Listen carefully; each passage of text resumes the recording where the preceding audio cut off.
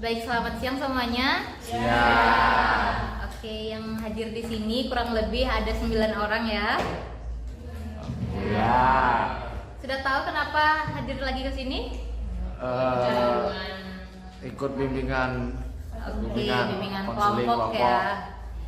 Oke, kakak jelaskan kenapa kalian mengikuti bimbingan kelompok. Karena tadi hasil dari kuesionernya itu menunjukkan kalian masih ada kecenderungan untuk kurang paham terkait apa itu intelijensi. Jadi di bimbingan kelompok ini akan dipersempit lagi dengan jumlah anggota juga yang sedikit dibandingkan bimbingan klasikal tadi. Oke, bimbingan kelompok ini bisa kakak mulai? Bisa. Nah, tadi juga kakak lihat di permasalahan kalian yang menonjol dari sesi kuesioner itu adalah terkait pemahaman dari indikator dan juga contoh seseorang yang memiliki intelijensi tinggi. Nah, untuk itu apakah boleh kakak jelaskan kembali? Boleh. Kakak jelaskan dari awal ya, cuman ini akan secara lebih ringkas. Nah, di sini dari pengertiannya itu kakak ambil dari pengertian David Wechsler, sama seperti hal sebelumnya yang kakak sampaikan, bahwa di sini dinyatakan intelijensi sebagai kemampuan untuk bertindak secara terarah, berpikir secara rasional, dan menghadapi lingkungan secara efektif.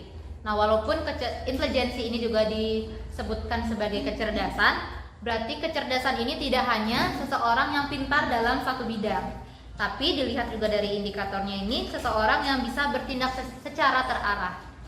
Walaupun seseorang tersebut pintar dalam satu bidang, namun tidak bisa berpikir secara terarah, itu juga tidak bisa memenuhi kata kecerdasan. Lalu juga di sini disebutkan bahwa seseorang yang memiliki cara berpikir secara rasional. Secara rasional ini berarti berpikirnya itu sesuai fakta. Nah, bagaimana seseorang berpikir sesuai fakta dan juga dia memiliki suatu informasi yang real yang sesuai fakta, itu dikategorikan juga sebagai seorang yang memiliki intelijensi. Nah, yang terakhir adalah mampu menghadapi lingkungan secara efektif. Mungkin di sini yang perlu kakak tekankan adalah terkait menghadapi lingkungan secara efektif. Karena dari perkembangan sekarang, lingkungan kita kan berbeda-beda. Kalian berangkat ke sekolah pun itu sudah masuk di lingkungan yang berbeda dengan kalian saat di rumah. Kalau kalian di rumah itu adalah lingkungan rumah kalian dan juga lingkungan masyarakat. Sedangkan waktu di sekolah adalah lingkungan sekolah kalian, waktunya kalian untuk belajar. Nah, mampu menyikapi secara efektif ini adalah kalian mampu mengimbangi antara duanya. Jadi kalian tidak hanya cenderung pada lingkungan rumah kalian, lingkungan masyarakat kalian, tapi kalian juga bisa bersosialisasi di lingkungan sekolah kalian. Sehingga hal tersebut bisa efektif, bisa dijalankan keduanya tanpa mengubur satu lingkungan tersebut. Oke, sampai di sana terkait indikatornya bisa dipahami. Dan selanjutnya juga kakak ingin menekankan bahwa intelijensi ini sesuai dengan teori yang kakak gunakan sangat berkaitan dengan teori behavioral. Kenapa? Karena teori behavioral itu juga kita kenal sebagai teori yang mengemukakan terkait perilaku. Nah, karena tadi kan disampaikan ada memahami lingkungan secara efektif, lalu juga berpikir secara rasional, itu juga dipengaruhi dari perilaku kita. Jadi intelijensi atau kecerdasan tidak hanya dari kognitif, karena kognitif itu adalah pikiran, tapi juga dari behavioral kita atau perlakuan kita. Bisa dipahami? Nah, selain itu juga untuk contoh-contohnya, kakak juga sudah sebutkan tadi, kalian bisa mencari contoh orang siapapun yang kalian lihat memang memiliki intelijensi tinggi, tapi dalam pengambilan contoh juga perlu kalian pertimbangkan indikator-indikator yang sudah kakak sebutkan tadi. Apakah dia bisa memahami dirinya, apakah bisa berpikir secara rasional, dan juga apakah dia bisa menyikapi lingkungan secara efektif. Nah, jika hal tersebut memang sudah kalian temui, maka contoh yang kalian gunakan itu tepat sasaran. Oke? Nah, untuk selanjutnya, karena kalian nampaknya sudah mulai memahami, kakak akan memberikan kembali kuesioner.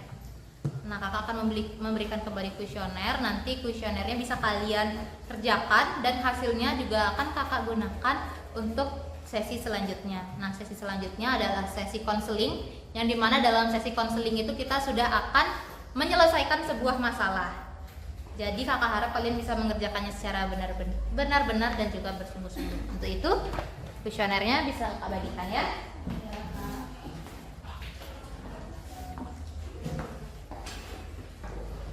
Wati. Oke, kuesionernya bisa dikerjakan, itu tidak banyak dan kakak berikan waktu kurang lebih 1 menit. Ingat diisi identitas dan juga nomor absennya agar memudahkan dalam pemeriksaan. Ya kak.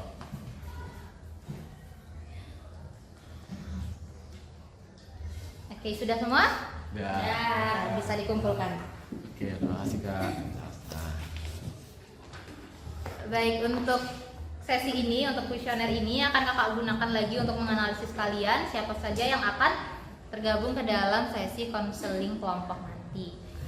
Jadi, tolong dipersiapkan dirinya seandainya nanti dipanggil dan tidak usah berkecil hati karena sesi kita adalah sesi untuk saling memperbaiki satu sama lain.